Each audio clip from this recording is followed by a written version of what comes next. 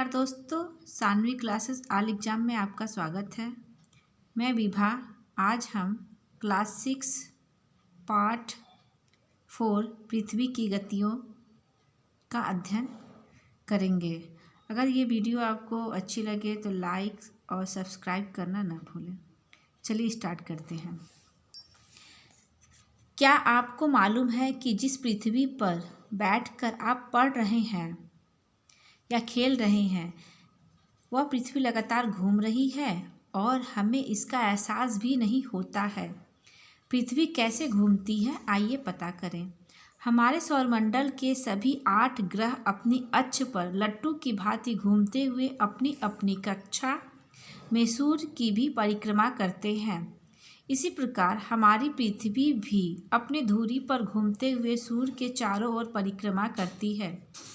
आप भी एक लट्टू नचाकर देखिए कि वह कैसे नाचता है। अपने अनुभवों को कक्षा में साथियों से चर्चा कीजिए।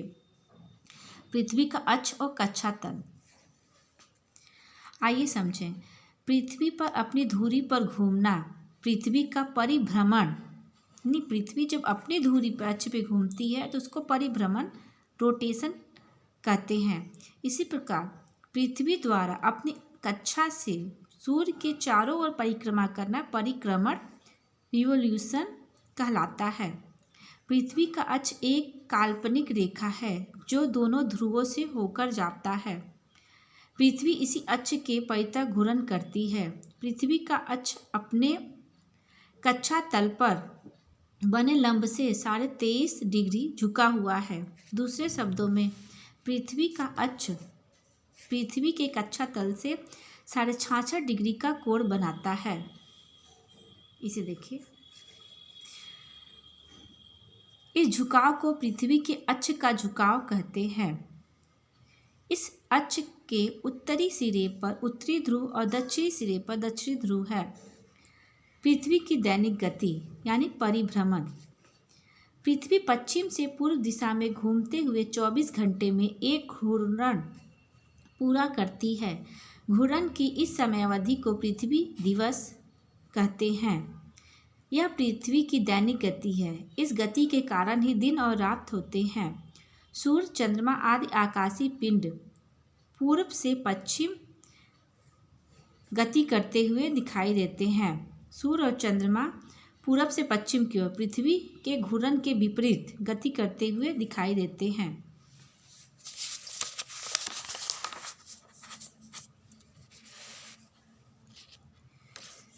पृथ्वी सूर्य से प्रकाश एवं ऊष्मा प्राप्त करती है। पृथ्वी का आकार लगभग गोल है, इसलिए एक समय में उसके आधे भाग में ही सूर्य का प्रकाश पड़ता है। सूर्य की ओर वाले भाग में दिन होता है तथा सूर्य के विपरीत भाग में रात होती है। पृथ्वी ग्लोब पर जो वृत्त दिन तथा रात को विभाजित करता है उसे आकाश वृत्त या प्रदीप्त वृत्त कहते हैं। ये अक्सर क्वेश्चन पूछा जाता है। पृथ्वी पर जो वृत्त दिन और रात को विभाजित करती है, ये वाली पोर्शन, उसे आकाशीय वृत्त या प्रदीप्त वृत्त कहते हैं।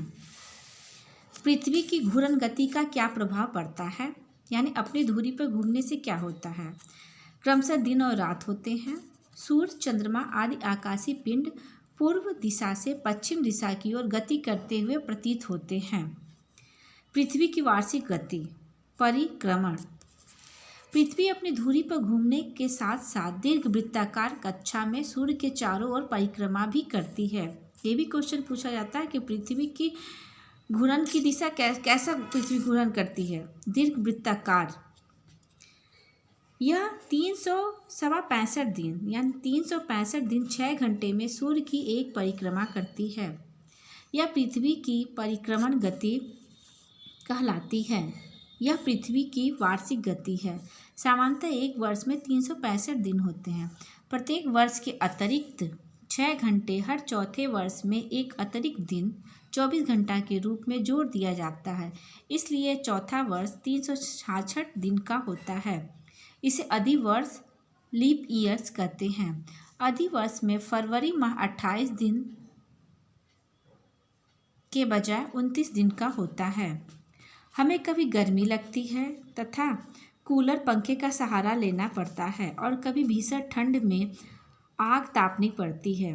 कभी दिन सुहावने होते हैं तो कभी वर्षा से बचाव के लिए छतरी का प्रयोग किया जाता है। पृथ्वी सूर्य के चारों ओर दीर्घ वृत्ताकार पथ पर परिक्रमा करती है। पृथ्वी के अपने अक्ष पर 23.5 डिग्री झुके होने और सूर्य के चारों ओर चक्कर लगाने के कारण ऋतु परिवर्तन होता है। सूर्य से पृथ्वी की औसत दूरी लगभग 15 किलोमीटर है, जो बदलती रहती है। 3 जनवरी को पृथ्वी सूर्य के सर्वाधिक निकट होती है। इस स्थिति को उपसौर कहते हैं। इसी प्रकार 4 जुलाई को पृथ्वी सूर्य से सर्वाधिक दूर होती है। इस स्थिति को अपसौर कहते हैं। ये 3 देख रहे हैं, 3 जनवरी ये युग की तरह है, तो इसे याद कर सकते हैं उपसौर। 3 जनवरी को क्या होता है? उपसौर, यानी पृथ्वी सूर्य के सर्वाधिक पास होती है, निकट होती है। आपने अनुभव किया होगा प्रातः एवं सायकाल की तुलना में दोपहर को सूर्य के प्रकाश एवं ऊष्मा की तीव्रता अधिक होती है। दोपहर में सूर्य की किरणें सीधी पड़ती है तथा प्रकाश कम क्षेत्र में फैलता है, इसलिए प्रकाश की तीव्रता अधिक होती है। इसी प्रकार प्रातः एवं सायकाल में सूर्य की किरणें तिरछी पड़ती है तथा प्रकाश अधिक क्षेत्र में फैलता है, इसलिए इस समय प्रकाश की तीव्रता दोपहर की तुलना में कम होती है। सूर्य से प्रकाश एवं ऊष्मा के रूप में ऊर्जा प्राप्त को सूर्य ताप कहते हैं।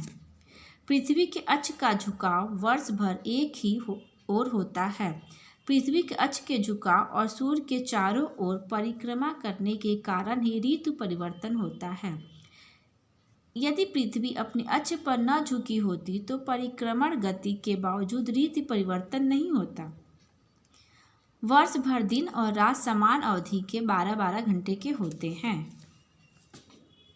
ऋतु परिवर्तन। पृथ्वी के अपने अक्ष पर 23.5 डिग्री झुकी होने के कारण वर्ष भर सूर्य कर्क रेखा और मकर रेखा के मध्य गति करता प्रतीत होता है, अर्थात यह वर्ष के 6 माह उत्तरी गोलार्ध और 6 माह दक्षिणी गोलार्ध से अधिक सूर्यताप प्रदान करता है।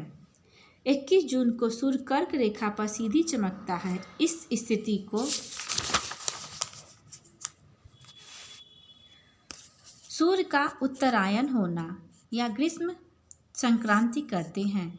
इस समय कर्क रेखा पर सर्वाधिक सूर्यताप प्राप्त होता है।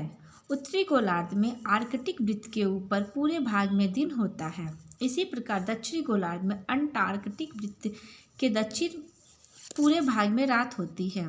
इस समय उत्तरी गोलार्ध में ग्रीष्म ऋतु तथा दक्षिणी गोलार्ध में शीत ऋतु होती है।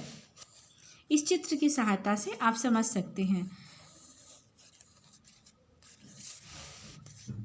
इसके विपरीत 22 दिसंबर को सूर्य मकर रेखा पर सीधा चमकता है। इस स्थिति को सूर्य का दक्षिणायन होना या मकर संक्रांति या शीत संक्रांति कहते हैं।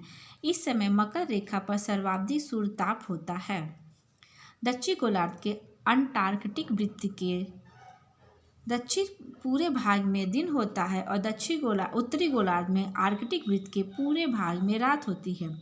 इसी समय उत्तरी गोलार्ध में शीत ऋतु और दक्षिणी गोलार्ध में ग्रीष्म ऋतु होता है, उत्तरायण का बिल्कुल उल्टा। 21 मार्च और 23 सितंबर को सूर्य भूमध्य रेखा पर सीधा चमकता है। इस समय न तो उत्तरी ध्रुव और न ही दक्षिण ध्रुव सूर्य की ओर झुका होता है। पूरी पृथ्वी पर इस समय दिन और रात की अवधि 12-12 घंटे होती है। विषुवत रेखा पर सर्वाधिक सूर्यताप प्राप्त होता है। इन तिथियों को विषुव कहते हैं। 21 मार्च को वसंत विषुव होता है। उत्तरी गोलार्ध में वसंत ऋतु एवं दक्षिणी गोलार्ध में शरद ऋतु होती है। इसी प्रकार 23 सितंबर को शिशिर विषुव होता है। उत्तरी गोलार्ध में शरद ऋतु और दक्षिणी गोलार्ध में वसंत ऋतु होती है। इसका स्क्रीनशॉट आप ले सकते हैं।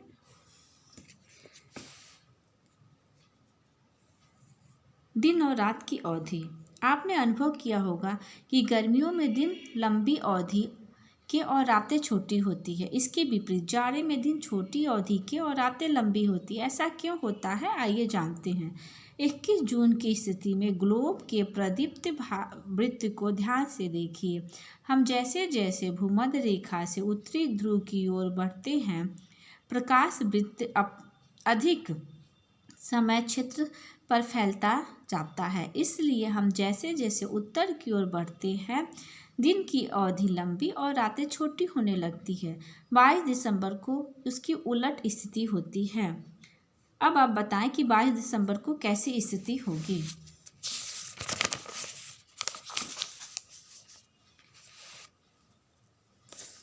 दक्षिणी गोलार्ध में स्थितियां इसके विपरीत होती हैं, अर्थात वहाँ 21 जून को दिन छोटी अवधि का और 22 दिसंबर को दिन लंबी अवधि का होता है।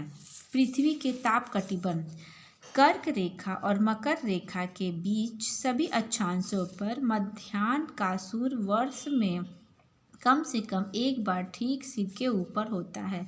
इसलिए यह सूर्य से सर्वाधिक सूर्यताप प्राप्त करता है। इसे हम उष्णकटिबंध ट्रॉपिकल जोन कहते हैं। कर्क रेखा के उत्तर और मकर रेखा के दक्षिण के मध्याह्न का सूर्य कभी भी सिर के ठीक ऊपर नहीं होता।